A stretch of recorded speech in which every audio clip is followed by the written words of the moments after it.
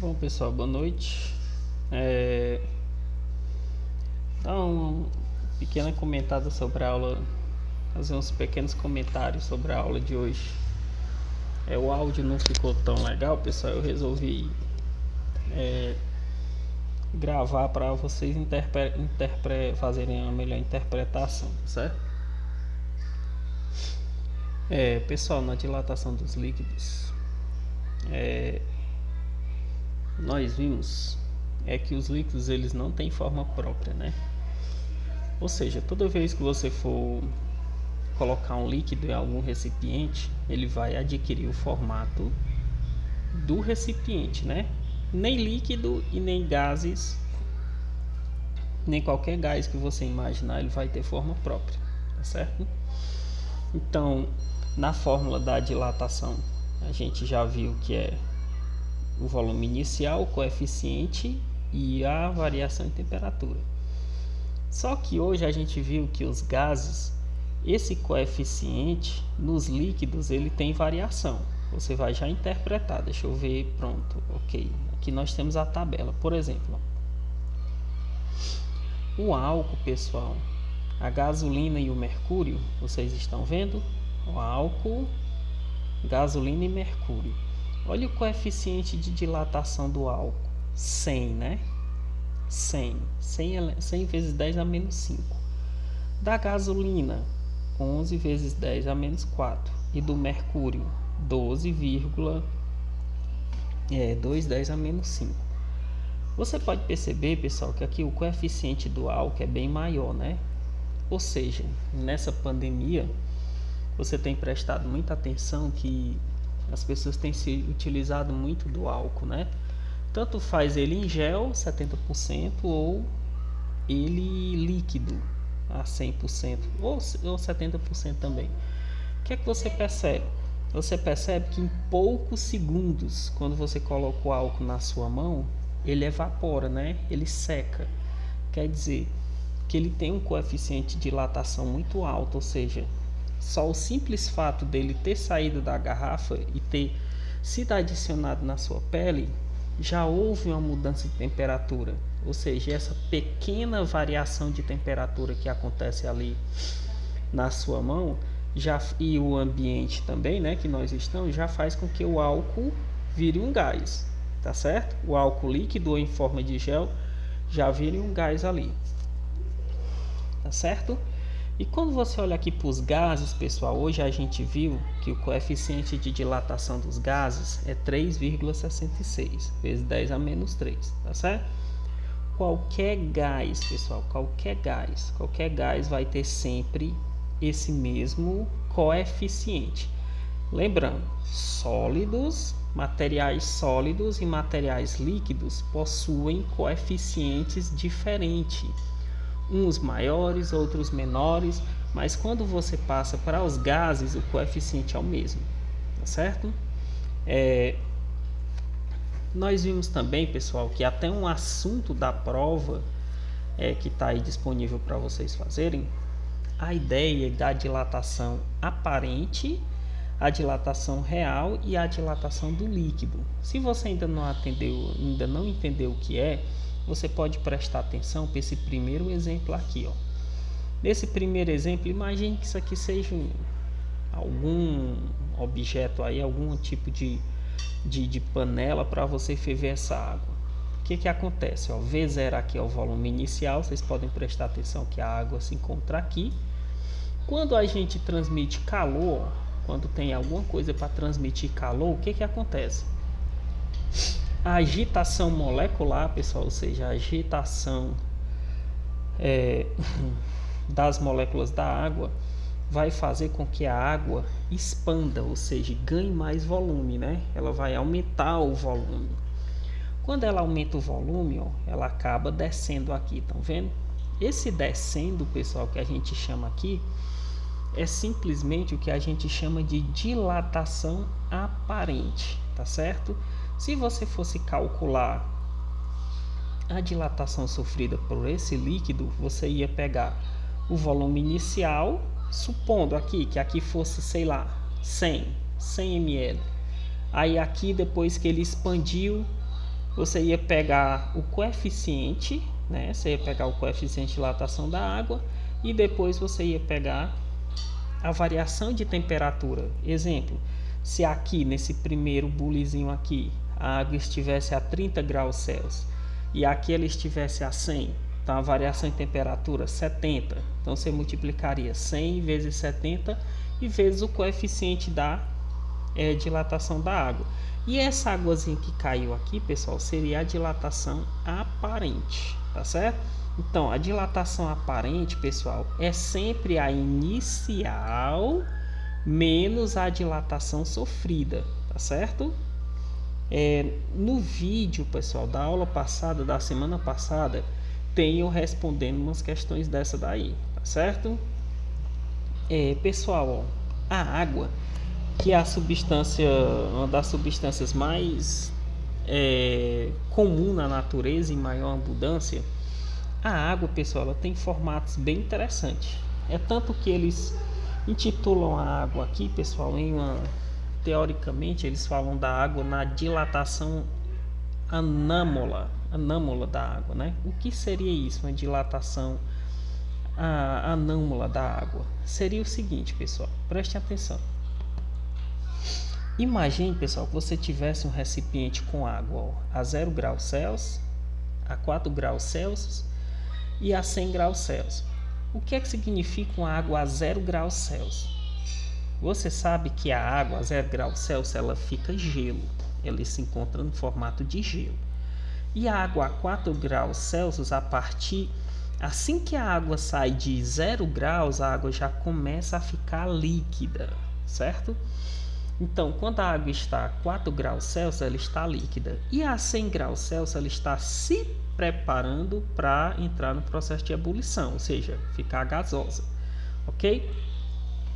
Só, pessoal, que eu não sei se você já prestou atenção alguma vez, se você colocou uma garrafa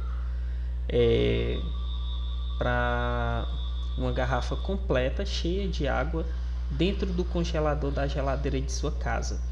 O que é que você observa?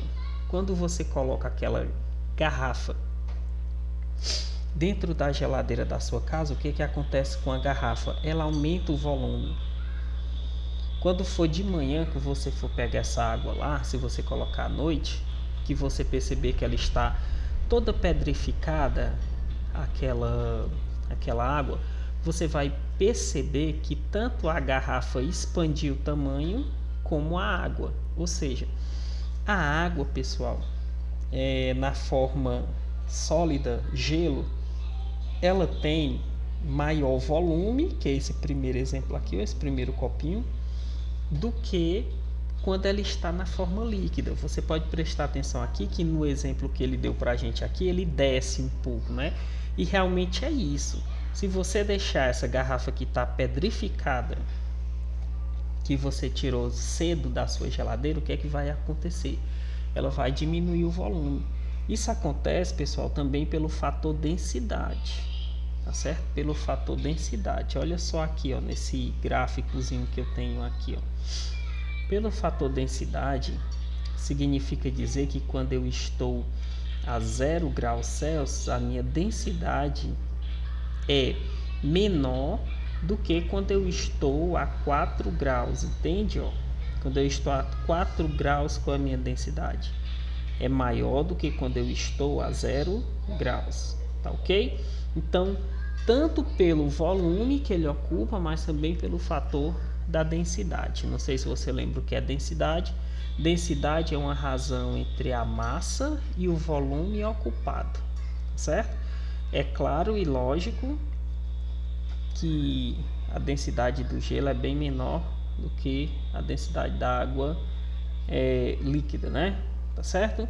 Então essa seria, pessoal, a representação de dilatação análoga da água, tá bom? Vamos só um instante, pessoal.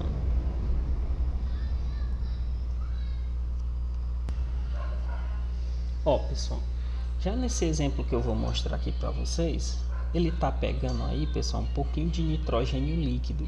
Mas isso aí também, pessoal, poderia, como exemplo, ser água gelada. Olha o que é que acontece com esse balãozinho aí que ele está colocando. Hidrogênio, você sabe, tem a temperatura bem abaixo, né? É um gás líquido que tem a temperatura bem baixa. Olha o que é que acontece com o balão. O balão, literalmente e visivelmente, ele vai fazendo o que? Ele vai diminuindo de volume, né? Ó. Ele vai diminuindo de volume, pessoal, até chegar a ponto de praticamente sair quase todo o ar, né? O ar que tem dentro dele, tá certo? Ou seja, ele está sofrendo um resfriamento, tá certo? Eu vou já explicar para vocês por que isso acontece, tá certo? Então, se você tivesse jogando água bem gelada nesse balão aí também, aconteceria algo bem parecido. Ó, e quando ele tira esse balão de dentro dessa superfície gelada, ó, rapidamente acontece essa expansão, né, pessoal? Rapidamente acontece essa expansão, tá certo? Então, pessoal, ó, olha só, pessoal.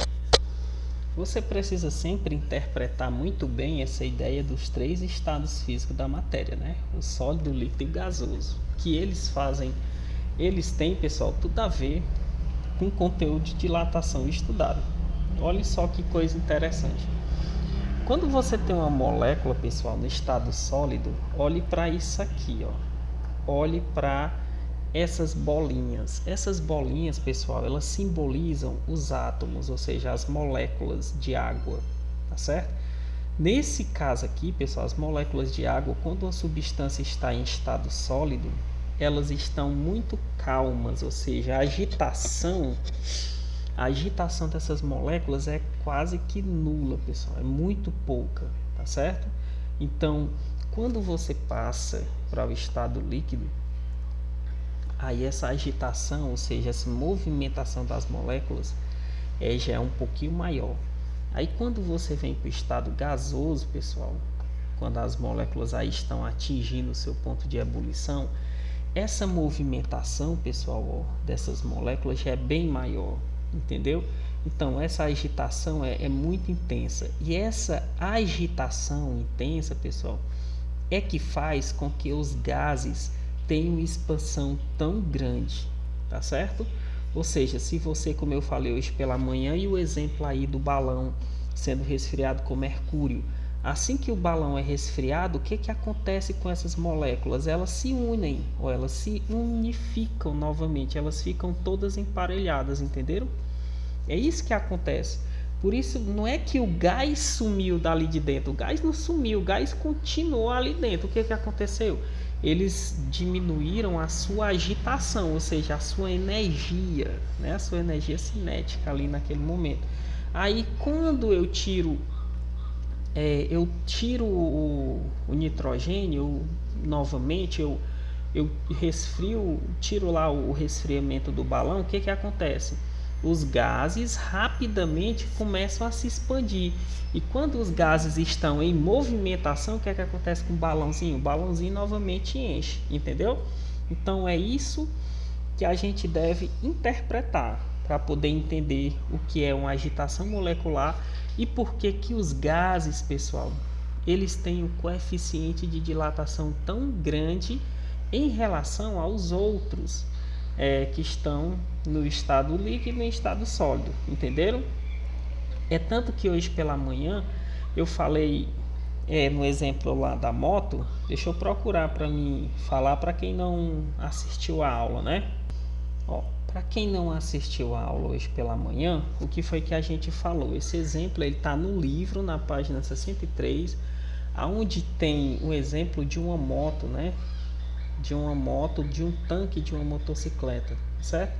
Aonde o cara aí vai explicar, o autor do livro vai explicar que essa moto ela foi abastecida a certa hora do dia e depois de algumas horas que ela foi submetida à variação de temperatura, com o passar de algumas horas, essa gasolina evaporou aqui para fora do tanque, certo?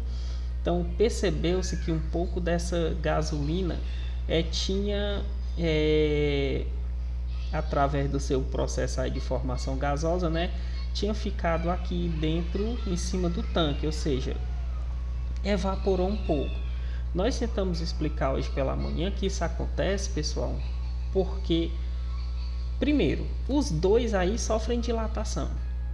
Todo material, pessoal, quando é exposto à variação de temperatura, ele sofre variação. Então, o metal do tanque da moto sofreu variação? Sim. Ele dilatou? Sim, dilatou. Só que bem menos, porque a gasolina, pessoal, esse componente aqui, ó, líquido, ele vai ter o coeficiente de dilatação bem maior do que o do sólido, que no caso aí seria um metal, tá certo? E a gente até explicou teoricamente porque que todos os tanques de gasolina, eles são armazenados no subsolo e não ficam expostos ao sol, né? Não fica exposto ao tempo, justamente por isso, porque lá embaixo no subsolo se tem uma maior garantia de que ele não vá sofrer variação de temperatura, tá certo? Ou seja, ele mantenha a temperatura, porque senão, se isso não acontecesse, pessoal, quando você fosse abastecer, se ele fosse exposto ao ar livre, você poderia, quando o tempo tivesse muito quente, a bomba poderia puxar muita devido o grande acúmulo de gases que ia se formar lá dentro, a bomba poderia puxar muito ar, tá certo? Então você poderia ser enganado na quantidade realmente de gasolina que você fosse pagar, tá certo? Não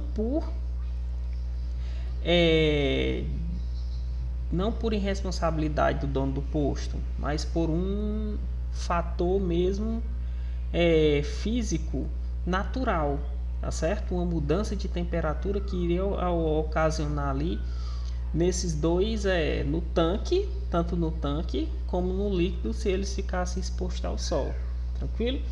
Então foi uma das coisas que a gente explicou. Outra também, que eu até mostrei para vocês um exemplo, só para lembrar para quem não estava na aula, pessoal, do termômetro, né? Esse termômetrozinho que a gente utiliza muito, ok?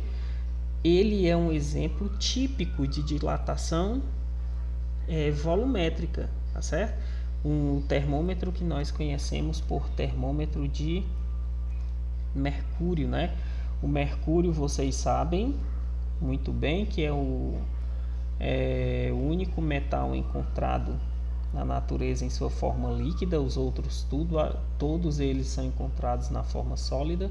E esse mercúrio, pessoal, ele fica armazenado aí, ó, no que a gente chama de bulbo. Quando você faz aquele movimento de agitação, o que acontece com o mercúrio? Ele vai todo para esse bulbo aí, né? E como o mercúrio ele sofre variação, pessoal, ele dilata com muita facilidade, com pouca variação de temperatura. Quando você coloca na sua pele, que ele sente a pequena variação de temperatura ali acontecendo, o que acontece? Ele expande, né? Ou seja, esse mercúrio vai começar a expandir. Ou seja, ele vai expandir em uma forma volumétrica, tá certo? Ele está expandindo aí em uma dilatação, em um exemplo de dilatação volumétrica, tá certo? Então, até eu falei, né, que se Deus o livre acontecesse um acidente em sua casa, ou sei lá, desse termômetrozinho quebrar, você não tocasse nesse líquidozinho aqui que fica pelo chão, ó, porque isso aqui é perigoso. Mercúrio é um metal pesado, ele é difícil de se dissociar com sangue, com a corrente sanguínea, né? Por isso que ele é considerado um metal pesado. Então ele pode trazer algumas consequências, tá certo? Não sei se vocês assistiram domingo agora passado, passou no Fantástico uma reportagem sobre os garimpos lá da Amazônia, os garimpos ilegais que usam muito de mercúrio. E o que acontece? Os peixes acabam se contaminando e muitas pessoas estão adoecendo, né? Tendo doenças no cérebro, doenças de pele, e etc. Varia muito, pessoal, varia muito de organismo para organismo, certo? Isso aí foi só uma curiosidade que eu falei para vocês. Aí, pessoal, a gente chega para como é que a gente vai fazer o cálculo, tá certo? O cálculo dessa dilatação, que é bem simples, pessoal, bem simples. Pronto, aí, pessoal, nós vamos trabalhar aqui literalmente agora na ideia do cálculo mesmo. Ó, nessa primeira questão, na questão 13, ela está aí no livro de vocês na página, se eu não me engano, 63, 64, ou coisa assim. Só vocês procurarem aí que vocês vão localizar ela. Ou próximo, para frente, umas 2 páginas ou antes, tá certo? O que ele diz? Uma bexiga, um balãozinho, né? Pode facilmente se deformar. Contém 1 litro de gás ideal. Ela contém 1 litro. O que seria isso, pessoal? Isso aí seria o volume inicial, né? Olha como é simples de você perceber. Ó. Isso aí seria o volume inicial, V0. É o que? 1 litro, certo? Depois ele diz, ó, a temperatura de 30 graus Celsius. A temperatura de 30 graus Celsius. O conjunto é resfriado até 0 graus. Quer dizer, pessoal, houve uma variação de temperatura aqui nítida, né? Como? Se você pegar, eu vou escrever T maiúsculo, significando aí temperatura. Esse balão estava a 30 graus Celsius, certo?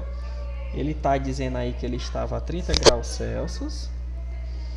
E ele foi para 10 graus Celsius, né? 10 graus Celsius. É nítido que esse balão sofreu uma variação de menos 30, né, pessoal? Ou seja, ele perdeu 30 graus. Por quê? Porque você sempre pega 10 graus Celsius, não, pessoal, perdão, 0 graus Celsius, né? Porque sempre você pega a temperatura final, que é 0, menos a inicial. Deixa eu escrever aqui da forma correta, ó, 0 graus menos 30 graus. Agora sim, agora está correto, né? Então você vai ter uma variação de temperatura aí de menos 30 graus, tá certo? Por quê? Porque a questão é bem clara. Ela está dizendo que ele está sendo resfriado. E eu acho que você interpretou lá naquele exemplo do balãozinho que quando eu estou resfriando um gás, ou seja, um recipiente, um embolo qualquer que tenha gás, o que acontece com o gás? As suas moléculas se acalmam, né? Elas se deixam de estarem tão agitadas, né? Então, nesse momento aí, o que é que está acontecendo? Ela vai diminuir seu volume, tá certo? Então, aqui eu já sei que esse gás vai diminuir o volume. Isso aí já poderia ser a resposta da letra A. Ó. Descreva o que acontece com o volume do gás a ser resfriado. Eu já sei que, vamos colocar aqui de uma cor aqui que dê pra gente escura. Ó, já sei que ele vai ser resfriado, ok? Ele vai ser resfriado. Resfriado não, pessoal. Perdão, eu tô botando o nome que tá aí. É o cansaço, pessoal. Descreva o que acontece com o volume do gás ao ser resfriado. Pronto. Perdão, pessoal. Ele vai diminuir. Tá certo? Por que ele vai diminuir? Ele vai diminuir por causa da agitação das moléculas dele, que essas moléculas vão diminuir essa agitação, né? Então ele vai diminuir o seu volume, ok? Então isso aí seria a primeira dedução, a letra A. Ele me deu mais alguma coisa aqui, pronto, ó. Ele está dando aqui uma coisa super importante, pessoal. Ele está dando coeficiente de dilatação gasosa. É 3,66 vezes 10 a menos 3. A gente pode até arrancar, pessoal. Desculpa, a gente pode até arrancar isso aí dali e trazer para cá. Tanto faz, pessoal. Qualquer gás vai ter sempre esse coeficiente de dilatação. Por curiosidade, pessoal, não sei se você sabe, Mas na escala Kelvin, que é a escala absoluta,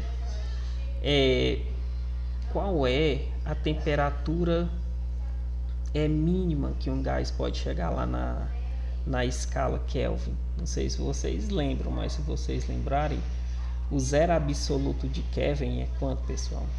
É 273, não é? 273. Se eu tenho a temperatura absoluta de um gás 273, então se eu elevar isso a uma unidade desse gás, olha o que é que você ia ter. Deixa eu ver se eu consigo uma calculadora aqui pra gente aqui. Olha só. Vou pegar aqui uma calculadora aqui pra gente ver bem aqui na prática o que é que aconteceria. Se você pegar uma unidade, 1 dividido por 273, olha qual é o valor que você tem, pessoal. 0,00366, né? E outros números. Se você pegar, pessoal, e vir 3 unidades para cá, você tem esse número aqui, 0,00366, né? Se você pegar essa vírgula e trazer ela 1, 2, 3 unidades, eu fico o quê? Eu fico com 3,66, né? Vezes 10 elevado a menos 3, que é a constante gasosa, entendeu? Ela sai daqui, pessoal, dessa dedução de uma unidade de temperatura menos o ponto mínimo que um gás pode chegar, né? Que é considerado aí o zero absoluto de Kelvin, tá certo? Então é essa a dedução do coeficiente, na verdade, de dilatação de um gás. É daí que surge esse valor. Como todos os gases são teoricamente igual, então a variação de um para outro seria mínima. Então esse seria o valor para todos os gases, o coeficiente. Se fosse um líquido, vocês já sabem, né? Cada líquido tem seu coeficiente. Cada sólido tem seu coeficiente, mas os gases não, é igual, tá bom? Então a gente já respondeu a letra A. Letra B, justifique sua resposta no item anterior.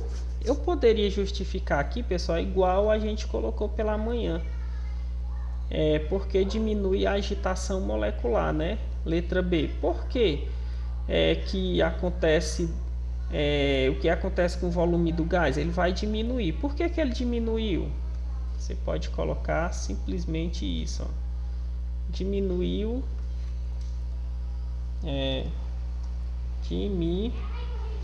diminuição da agitação, né? Da agitação molecular. Da agitação, deixa eu ver se cabe. Da agitação não cabe, né? Vamos trazer para cá, ó. Bom que vocês até enxergam. Diminuição da agitação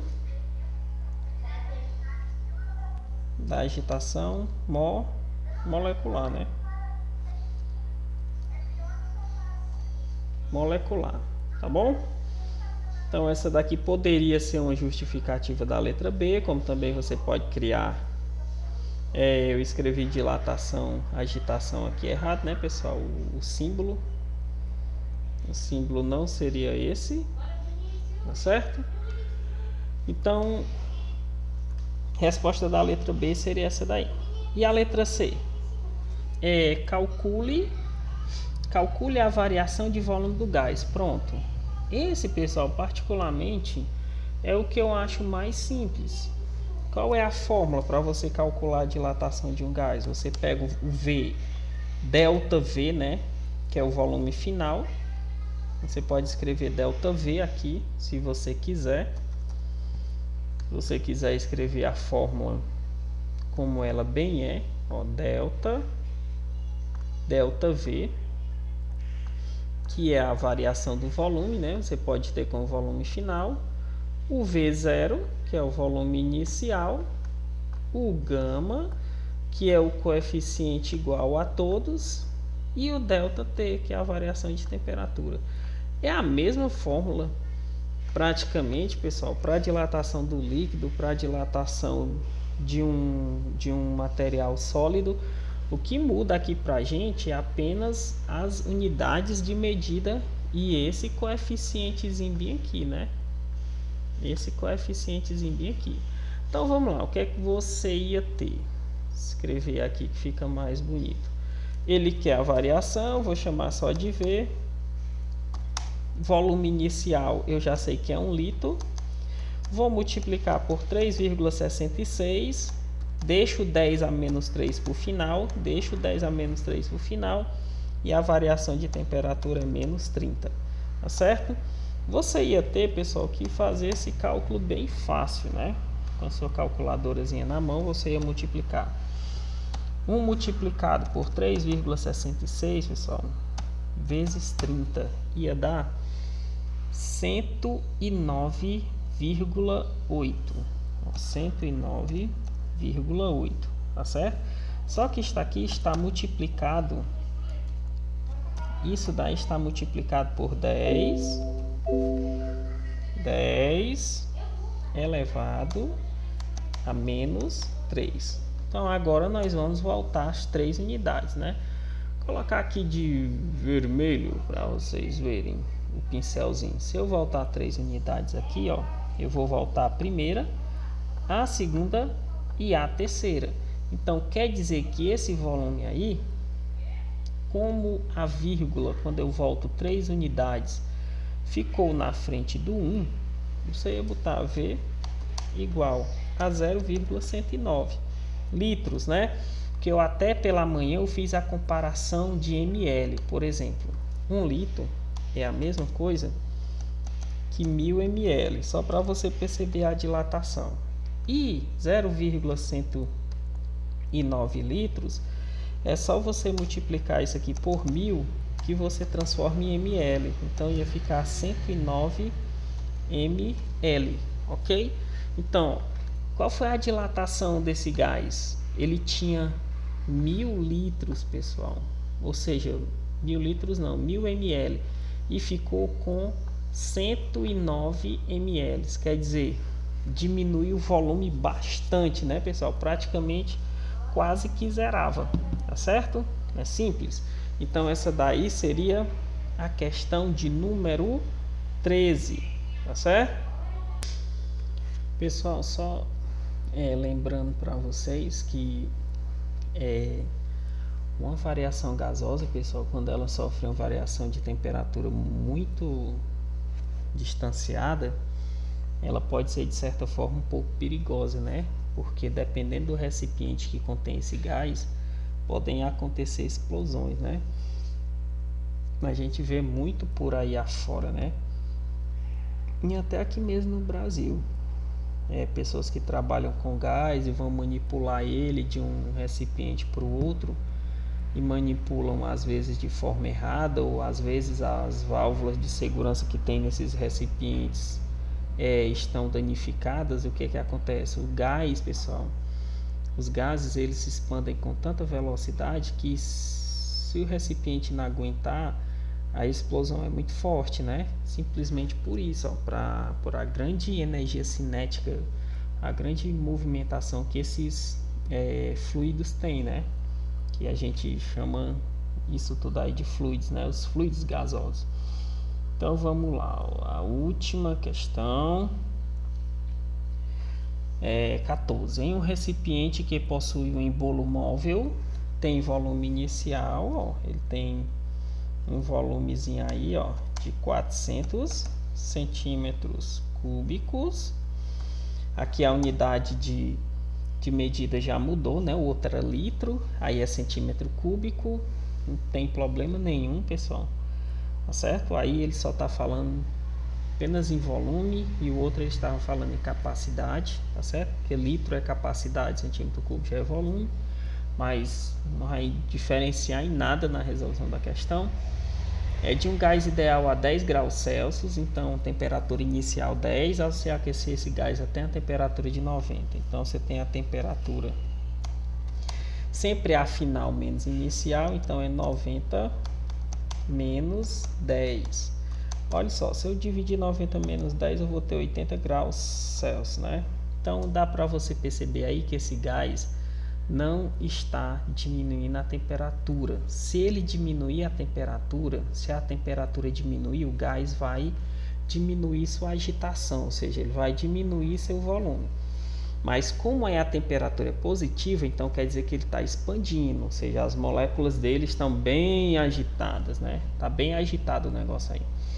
Aí o coeficiente, que é o mesmo, bora trazer esse coeficiente para cá. Bora carregar ele para cá. Na tecnologia, tá certo? O coeficiente é o mesmo, dependente do gás, né? Letra A. O que é que ele pergunta aí na letra A para a gente? Calcule a variação de volume do gás provocado pelo aquecimento. Variação de volume é a nossa famosa fórmula, né, pessoal? Volume inicial vezes o coeficiente vezes o ΔT, que é a variação em temperatura. Então, o volume ou a variação em temperatura, o volume inicial é 400 vezes o coeficiente, que é 3,66, deixo o 10 a menos 3 para o final, e a variação em temperatura 80 graus. Ó, se você multiplicar 400 vezes 3,66 vezes 80, isso nos dá 117.020. 117.020, foi isso que eu falei? Esqueci, a cabeça tá fraca, pessoal. 117.120. Confere. Pronto. Isso em centímetros cúbicos, né? E agora nós vamos fazer o que? Multiplicar pelo nosso famoso 10 elevado a menos 3, né? Então ia ficar o que, pessoal? Isso aqui, ó. Ia ficar o que? Eu ia ter que voltar 3 unidades aqui, né? Colocar de vermelho aqui para você que ainda não sabe ver, ó. Voltando 3 unidades, eu ia trazer isso aqui, ó. Pessoal, isso aqui não é vírgula, isso aqui é vezes, viu? Isso aqui é vezes. Então ia voltar 1, 2, 3, né? Porque quando o expoente é negativo, a gente volta para a esquerda, e quando ele é positivo, a gente leva para a direita, tá bom? Essa é a notação científica, a gente já viu. Então ia ficar 117,120 centímetros cúbicos, tá certo? Opa, centímetros cúbicos, ok? Então isso aí seria o volume do gás que ia dilatar, tá certo? Ele ia uma dilatação bem significativa, né, pessoal? Se ele perguntasse qual seria o volume final, pessoal, era só você somar 400 mais esse valor. Isso aqui, se lembra, isso aqui é o volume, é o que ele dilatou. Isso aqui é o coeficiente de dilatação. O coeficiente não. Isso aqui é a quantidade de volume que ele dilatou, certo? Se eu perguntasse o total, era a soma desse mais esse. Ia para 517, né? Na letra B, que é que ele pergunta na letra B? A letra B, descreva letra B. Descreva o que aconteceria com o embolo se fosse usado outro tipo de gás. Se fosse usado o mesmo tipo de gás, pessoal, aconteceria a mesma coisa. E ponto final, certo? Por que que aconteceria a mesma coisa? Porque o coeficiente, ó, de dilatação gasosa, a gente já bateu muito nessa tecla hoje, ele é o mesmo, tá certo? Então, se fosse outro gás, ele ia ter o mesmo volume, ele ia sofrer a mesma variação e ele ia ter também o mesmo coeficiente, ok? Então, ficou de brinde aí para vocês, pessoal, responderem a questão de número 15. Tchau, pessoal. Valeu, espero vocês tenham compreendido melhor agora. Abraço, até semana que vem.